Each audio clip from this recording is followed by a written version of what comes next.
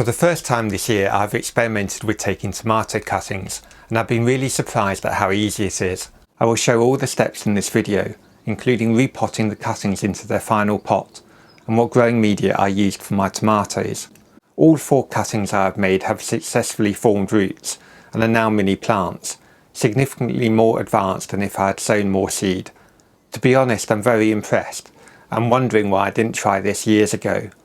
My experiment has been so successful I may even sow less seed next year, knowing that I can rely on taking cuttings to boost the number of plants. I usually oversow the number of seeds I need to allow for some seed not germinating, but by taking cuttings I may no longer need to do this.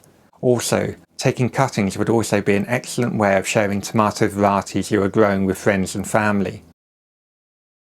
For more allotment tips, please subscribe to my channel or visit my website. See the link below the video. Taking a cutting is very quick.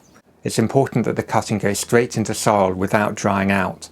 So my first task was to prepare the pot that the cuttings were to go in. I chose a big pot that I could use for multiple cuttings, as this seemed the most efficient use of compost. I filled the pot with soil, rubbing the compost between my hands to remove any lumps, and then watered the compost well. The cuttings I made were the side shoots on my tomato plants. The side shoots grow diagonally out of the elbow between the main vertical stem of the tomato plant and a horizontal branch. In previous years, I've always pruned away these side shoots, as pruning helps to concentrate the energy of the tomato plant on growing fruit rather than leaves. The side shoots I chose for my cuttings were about 4 inches long and had developed at least 2 true leaves. I used a pair of sharp scissors to make the cuttings. Having taken the cutting, I immediately pushed this into the wet compost I had previously prepared. I repeated this step 3 more times to give a total of 4 cuttings.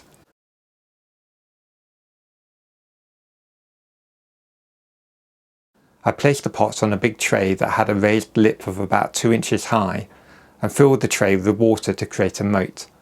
As the cuttings had quite large leaves, and at this stage no roots, there was a risk that the plants would dry out and die before their roots had time to form. To stop this happening, for the next 2 weeks I regularly checked the tray to ensure it always contained water, and kept the plants in a semi-shady area of the garden so the plants would not be subjected to constant drying sunshine. For the first week I was a little concerned that the cuttings had not taken, as the leaves on several of the cuttings were drooping. However, by the start of the 3rd week, it was clear the plants were in good health. They were standing upright, the leaves held high, and the plants were actually growing, even producing flowers. It was time for repotting. I like to grow my tomatoes in big pots. For these plants I used a combination of cocoa bricks and well-rotted manure, as I was running a little low on compost. Tomato grow bags are another easy option, but I wanted to avoid a trip to the shops. To use a grow bag, I would cut it in half and stand the bags on their end, effectively creating 2 containers. To use cocoa bricks, I soaked a cocoa brick in water for about 20 minutes, and then used a hand trowel to fully break apart the brick and to ensure that there are no dry lumps. If the cocoa bricks are still dry, just pour in some water.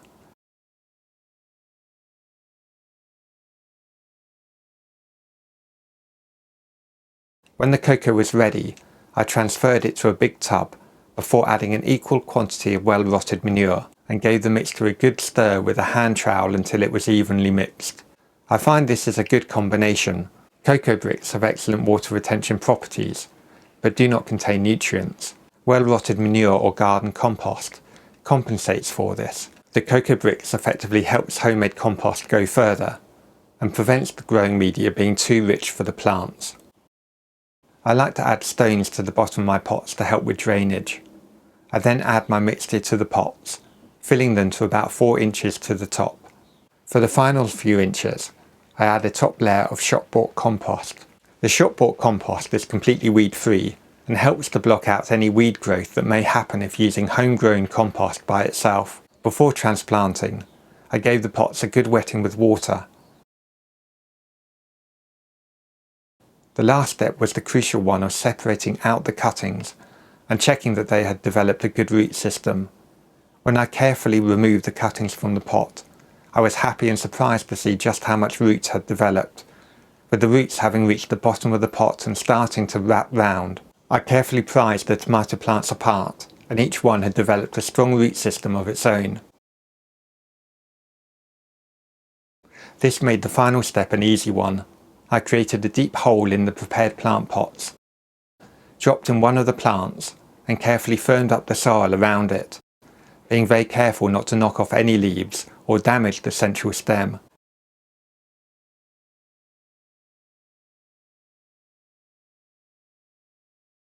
The result was a collection of healthy, strong tomato plants. Of my cuttings, 2 went straight into big pots, and I've held 2 back in reserve in smaller pots whilst I decide what to do with them.